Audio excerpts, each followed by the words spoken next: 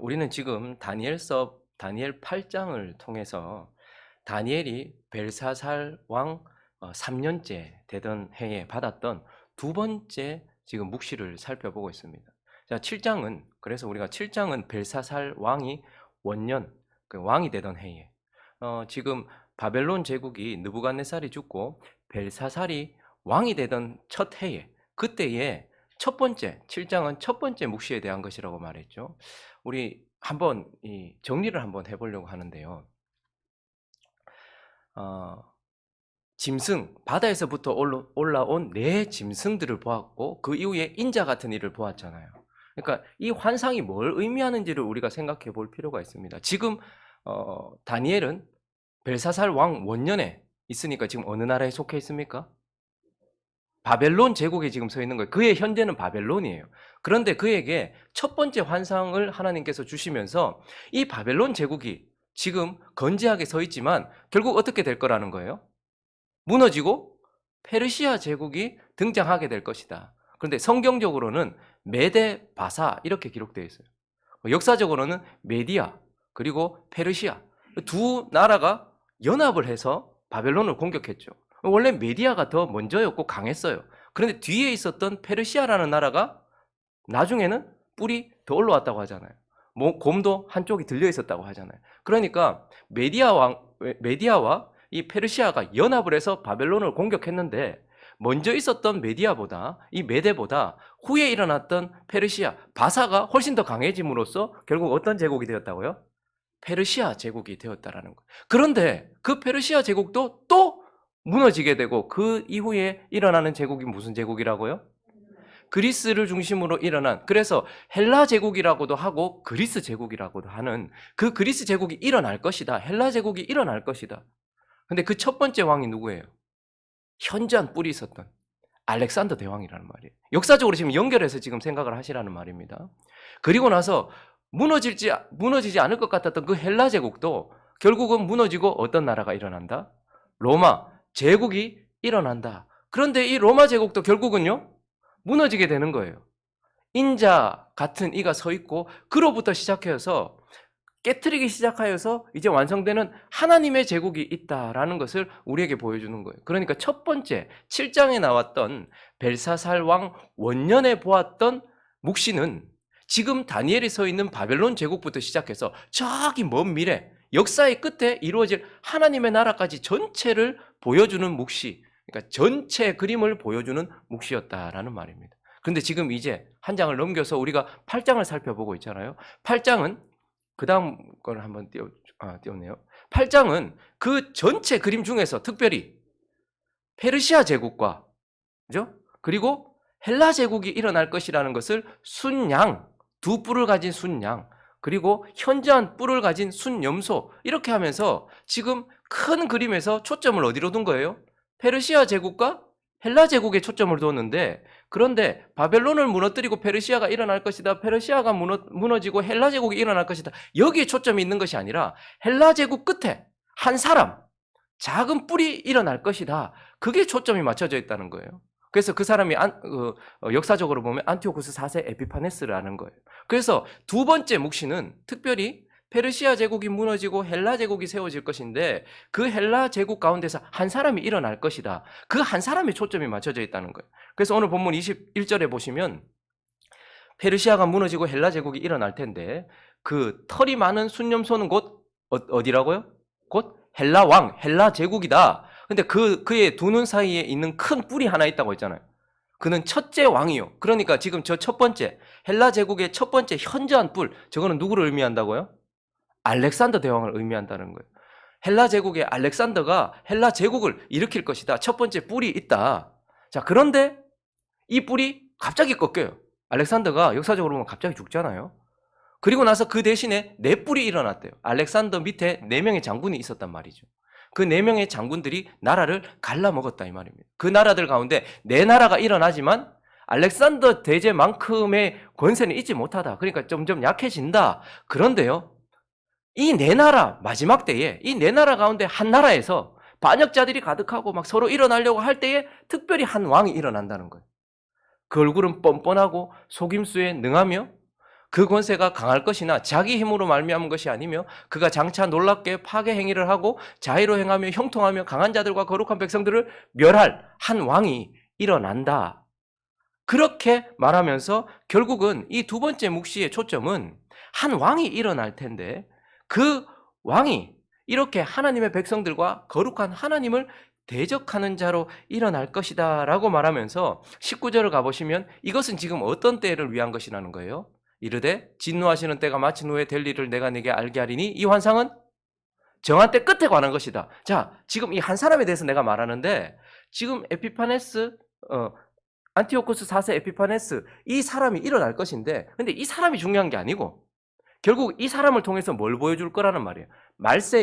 말세는 예수 그리스도께서 승천하시고 재림하실 그 모든 기간을 말세라고 한다고 말씀드렸죠. 그러니까 그 말세에 어떤 적그리스도가 일어날 텐데 그가 어떤 모습일 거라는 거예요. 지금 이 에피파네스와 같은 모습일 것이다 라는 것을 말하면서 하나님의 나라가 임하는 그때 즈음에 말세에 그리스도가 재림하셔서 하나님의 나라가 완성될 텐데 그런데 그 그리스도를 만나기 전에 말세에 지금 이 사람과 같이 헬라 제국 마지막에 일어난 이 한 왕과 같은 적그리스도를 너희가 만나게 될 것이다 라는 것을 말해주는 그러한 계시, 묵시가 바로 지금 8장이다라는 것입니다. 좀 이해가 되시죠? 그래서 결국 이제 이 두 번째 묵시 8장을 통해서 하나님께서 우리에게 주시는 메시지는 현저하고 명확해요. 그게 무엇인가? 첫 번째는 놀라지 말라는 거예요. 놀라지 마라. 오늘 본문 이제 시작을 할 때 다니엘이 환상을 보고 나서 이게 무슨 뜻이지? 라고 해석하려고 해요. 해석을 알고자 했어요. 그때에 16절에 보니까요. 내가 들은즉 을레강 두 언덕 사이에 사람의 목소리가 있어 외쳐 이르되 가브리엘아. 누군가가 가브리엘 천사. 이 가브리엘 미가엘은 하나님의 백성들을 지키는 강한 천사의 이미지를 가지고 있다면 가브리엘은 소식을 전하는 천사. 그러니까 하나님의 전령 같은 그런 천사예요. 근데 가브리엘아 이 환상을 이 사람 다니엘에게 깨닫게 해라 이렇게 이야기했어요. 그러니까 가브리엘이 명을 받고 다니엘 앞으로 왔겠죠. 그랬더니 17절에 보니까 그가 내가 선 곳으로 훅 나왔단 말이에요. 그가 나올 때에 내가 어땠다고 말합니까? 두려웠다. 얼굴을 땅에 대고 두려웠다. 그리고 나서 18절도 보니까요. 그가 내게 말할 때에 내 얼굴을 땅에 대고 엎드려 깊이 어떻게 됐대요? 잠들었다라고 말해요. 여러분 천사도 거룩한 존재도 우리에게 호의적이고 하나님께 보냄을 받은 천사도 우리 앞에 갑자기 나타나면 우리가 갑자기 천사들 나타났던 모든 장면에 보면 하나님의 백성들이 전부 다 두려워 떨어요. 순간. 그리고 나서 가까이 왔을 때에 힘이 쭉 빠졌단 말입니다. 그래서 다니엘이 깊이 잠들었다 이렇게 말하고 있어요. 천사도 갑자기 우리 앞에 나타나서 좋은 말을 해주고 환상을 해석해주고 우리에게 와서 이렇게 이야기를 하면 이게 감당이 안 된다 이 말이죠. 그런데 갑자기 적그리스도가 우리 앞에 나타난다. 그럼 우리는 어떻게 했냐는 거예요. 대비도 하지 않고 우리 앞에 적그리스도가 나타나고 갑자기 출현을 하고 그리고 그가 갑자기 핍박을 하고 이러면 준비가 되지 않은 상황에서 뭔가를 맞닥뜨리면 얼마나 당황스럽냐 이 말이죠. 그러면 제가 이제 집에 퇴근을 하면요. 1, 2, 3번이 이렇게 와서 인사를 한단 말이죠. 엄마가 이렇게 교육을 잘 시켜서 그냥 다녀오셨습니까? 이렇게 인사를 해요. 근데 어느 순간인가부터 한두 명씩 빠져 있어요. 그러면 제가 이제 2번 어딨냐? 뭐 이렇게 얘기하면 몰라요. 학원 갔나? 뭐 이래요 처음에. 그래서 진짜 학원 간 줄 알았어요. 근데 이제 옷을 벗으려고 방에 딱 들어갔는데 갑자기 우와! 하면서 이렇게 나타난단 말이에요. 깜짝 놀래요. 근데 이제 그거 몇 번 하면 뭐 우리 집이 50평 100평도 아니고 그죠? 몇 번 하면 이제 대충 알잖아요. 근데 보통 보면 얘하는 그 시간에 학원 갈 일도 없고 학교 갈 일도 없고 밖에 있을 일이 없잖아요. 그러니까 항상 이제 거짓말 담당인 거예요. 그러면 혼자 이렇게 있는데 아주 어눌한 연기를 하는 거예요. 오빠 어디 있어? 학원 갔나? 뭐 이렇게 얘기해요. 언니는? 언니 친구 만나러 갔나? 뭐 이렇게 막 해요. 그러면 언니는 언니 방에 숨어 있고 오빠는 큰 방 아니면 어디 숨어 있단 말이에요. 제가 이제 알기 때문에 들어가도 크게 놀라지 않아요. 그런데 그저께는 진짜 놀랐어요. 제가 보통 이제 새벽에 새벽기도 나오기 전에 제가 가장 먼저 일어나요. 그래서 제가 이제 뭐 머리 감고 뭐 이렇게 준비하고 하는 동안 아내가 조금 더 자요. 그러면 제가 준비가 다 끝나는 즈음에 아내가 일어나거든요. 그래서 5시 20분에 항상 알람을 맞춰놓고 일어나요. 근데 애들 깰까봐 이제 불 안 켜고 그냥 이렇게 그 거실 화장실에 가서 이렇게 씻고 어둡잖아요. 이렇게 나온단 말이에요. 그러면 이제 제가 나와서 방에 들어가서 잠깐 설교문 보고 있을 때 아내가 알람 소리 듣고 일어난단 말이죠.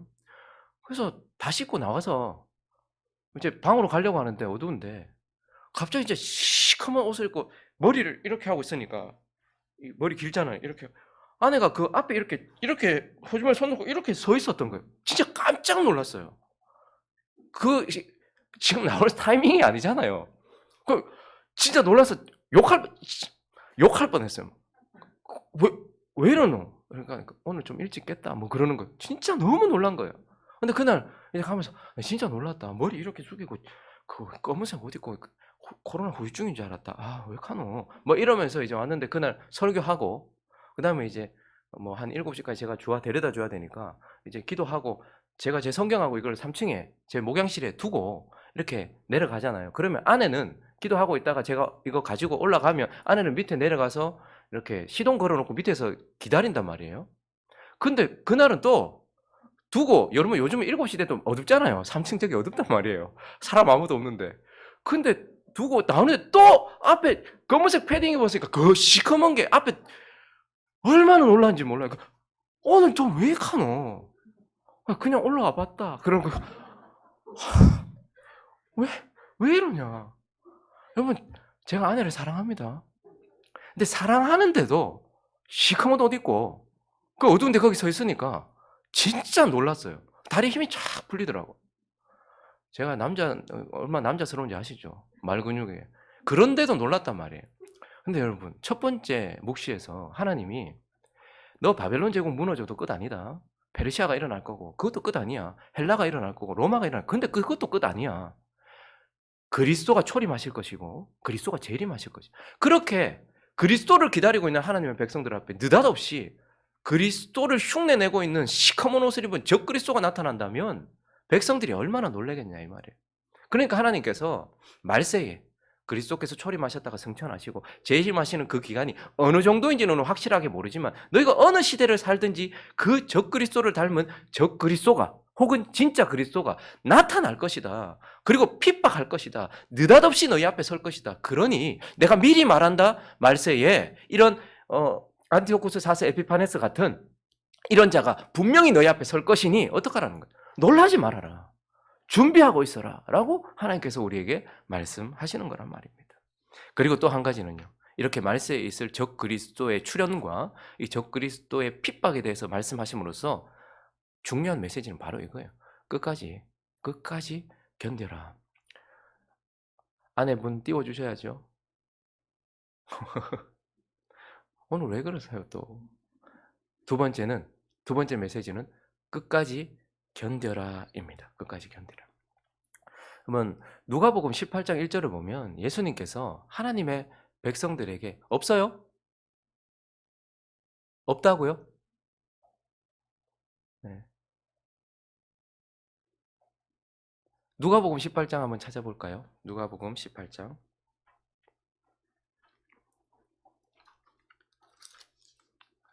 네, 갑자기 나오네. 잠깐만 한번 띄워놔 주세요. 끝까지 견디라. 자기 얘기했다고 또 뭐 좀 그런가 봐요. 자, 누가복음 18장 1절 읽습니다. 시작. 예수께서 그들에게 항상 기도하고 낙심하지 말아야 할 것을 자, 예수님께서 비유 하나를 얘기하시면서 하나님의 백성들은 구원받아서 축복을 누리겠지만 그러나 말세를 사는 백성들에게는 언제나 뭐가 있어? 핍박이 있고 고난이 있고 주님 오실 때까지 뭔가 견뎌야 되는 거예요. 그래서 기도하고 그분 기다리면서 낙심하지 말아야 된다라는 걸 계속 우리에게 말씀하세요. 하나님의 백성들에게 제일 무서운 병은 낙심이거든요. 그런데 그렇게 비유로 쭉 말씀하시고 나서 그 끝에 7절과 8절에서 예수님께서 이렇게 말씀하셨어요. 7절 8절 있습니다. 시작. 하물며 하나님께서 그 밤낮 부르짖는 택하신 자들의 원한을 풀어주지 아니하시겠느냐? 그들에게 오래 참으시겠느냐? 내가 너희에게 이르노니 속히 그 원한을 풀어주리라. 그러나 인자가 올 때에 세상에서 믿음을 보겠느냐? 주님 오실 때까지 우리는 참고 견디고 인내해야 되고 낙심하지 말아야 돼요. 그런데 인자가 올 그때 내가 세상 끝에 끝까지 견디고 믿음으로 서 있는 그 믿음 끝까지 견디는 자 내가 보겠느냐 이렇게 말씀하시면서 예수님께서 우려하신 것이 무엇이냐면 그 말세에 결국 혹 누군가가 돌아서고 혹 끝까지 시작했다가 과정에서 끝나거나 끝까지 가지 못하는 자들이 있지 않을까라는 것에 대하여서 주님이 내가 세상 끝에 그때에 믿음을 보겠느냐 이렇게 말씀하셨어요.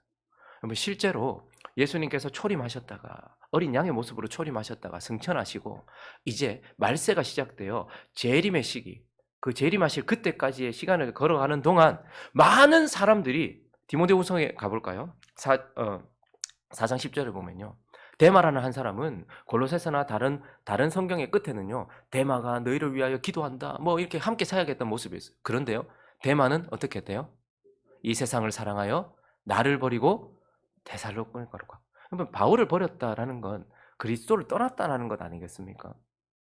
그러니까 말세에 핍박이 심해서 그랬든지 아니면 뭐 세상이 좋아서 그랬든지 어쨌든 시작했다가 끝까지 견디지 못하는 자들이 있더라는 거예요. 그래서 마태복음 24장도 보시면요. 38절과 39절을 보시면 홍수 전에 그러니까 심판이 있기 전 주님이 재림하시기 전을 보여주는 그 첫 번째 홍수 전에 노아가 방주에 들어가던 날까지 사람들이 먹고 마시고 장가들고 시집가고 있으면서 홍수가 나서 그들을 다 멸하기까지 깨닫지 못해.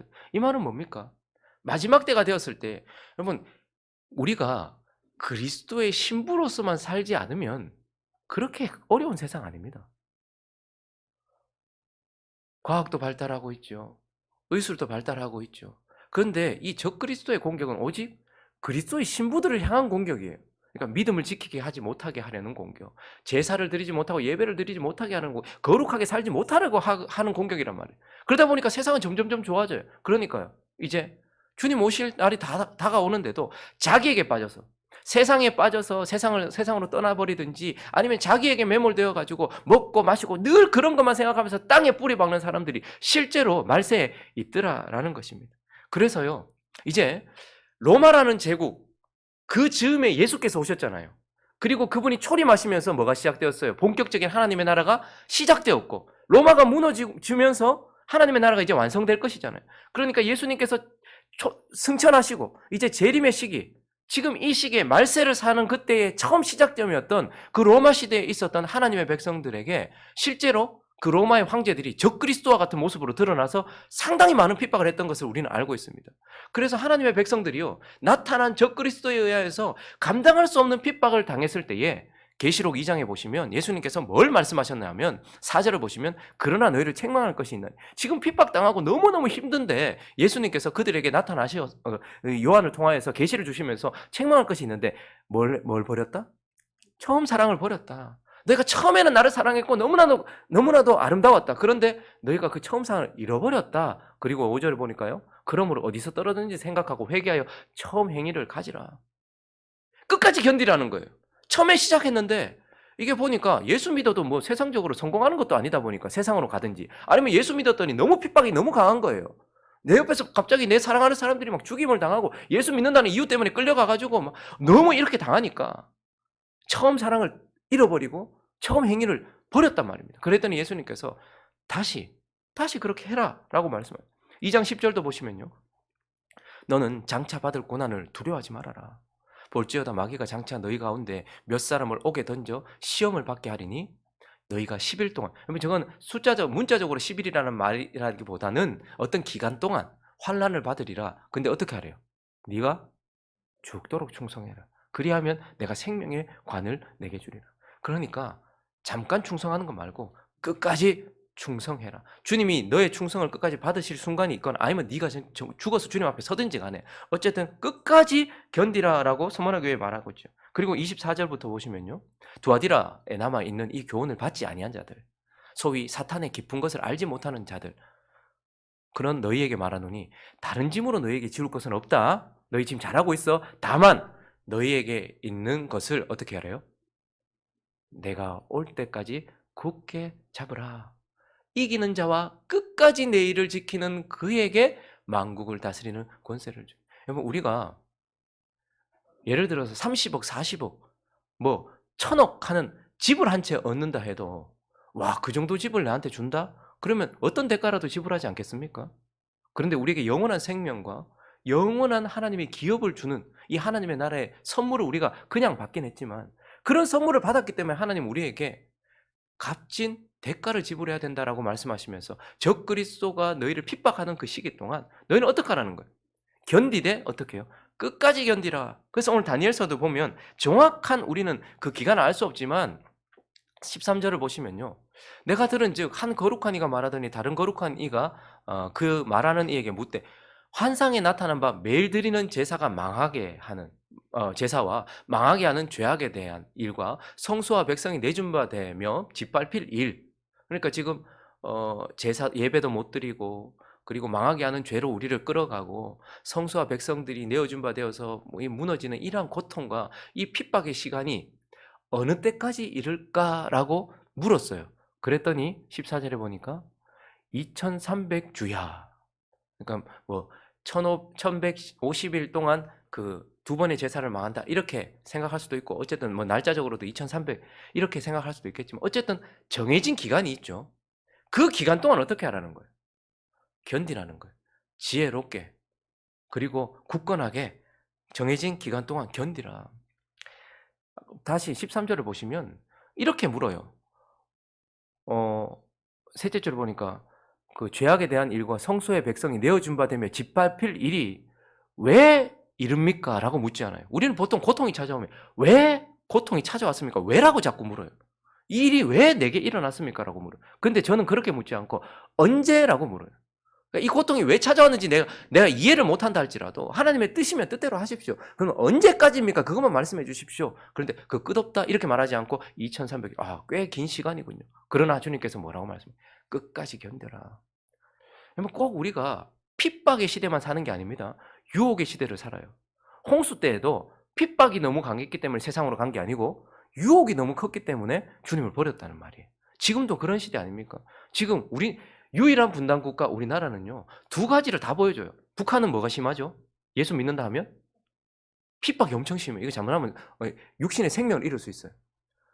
여기 밑에는요, 우리는 유혹이 너무 강해요. 예수 믿어도 예수 안 믿는 사람도 잘 사는데, 편하게 사는데 굳이 예수 믿어가지고 고통당할 일이가 뭐가 있어요. 그러니까 예수 믿으면 핍박 온다, 예수 믿으면 세상에서 찌질해진다, 이 두 가지를 다 보여주는 세상 속에서 북한에 살든 한국에 살든 우리는 끝까지 견뎌야 된다라고 말하면서, 우리는 지금 육체적 핍박 가운데 있는 북한을 위해서 기도하고, 북한의 성도들은 우리가 유혹에 넘어가지 않게 해달라고 기도하고 있어요. 끝까지 견뎌야 된다, 이 말을 우리에게 해주고 있는 것입니다. 말씀을 정리하겠습니다. 다니엘은 어디에 서 있습니까? 지금 바벨론 제국에 서 있어요. 그렇죠? 근데 아직까지 얼마나 많이 남아 있습니까? 이거 내가 서 있는 바벨론이 무너지면 또 페르시아가 일어나고, 그 페르시아가 한참 가다가 또 무너지면 헬라 제국이 일어나고, 그리스가 일어나고, 그게 또 무너지면 또 로마가 일어나고, 그 이후에도 한참 가다가 하나님의 나라가 임하는, 그러니까 그는 아주 거기에 서 있으면서 오늘 26절에 보니까 이미 말한 바 주야에 대한 환상은 확실하다. 그 일어날 일이 확실하니 너는 그 환상을 간직해라. 이런 여러 날 후의 일입니다. 사실 다니엘에게 있어서는 진짜 보지도 못할 일이에요. 근데 우리는 지금 어디 서 있죠? 이미 로마 제국도 어떻게 됐습니까? 무너졌어요. 그리고요, 어떤 제국도 일어나지 못하는데도 불구하고 자꾸 제국이 일어나려고 제국주의를 막 추구하고 있는 그 세상 속에 이제 완성될 하나님 나라 서 있어요. 그러니까 우리는 다니엘보다 훨씬 하나님 나라에 가깝게 이 끝에 서 있단 말입니다. 그러므로 다니엘이 보았던 이 말세에 일어날 적그리스도가 일어나고, 그리고 그의 핍박, 특별히 종교적인 그리스도의 신부들에게 일어날 핍박과 유혹들이 있다는 것을 그도 마음에 새겨서 우리한테 전해줬는데, 우리는 어떻게 해야 될까요? 마음에 딱 새기고 있어야 돼요. 이거 나를 하나님께로부터 멀어지게 만들려고 하는 유혹이구나. 이거 내 위협해서 하나님과 멀어지게 만들려고 하는 것이구나 라는 것을 마음에 새기고서 놀라지 마시고 끝까지 견디는 저와 여러분 되시기를 예수 그리스도 이름으로 축원합니다.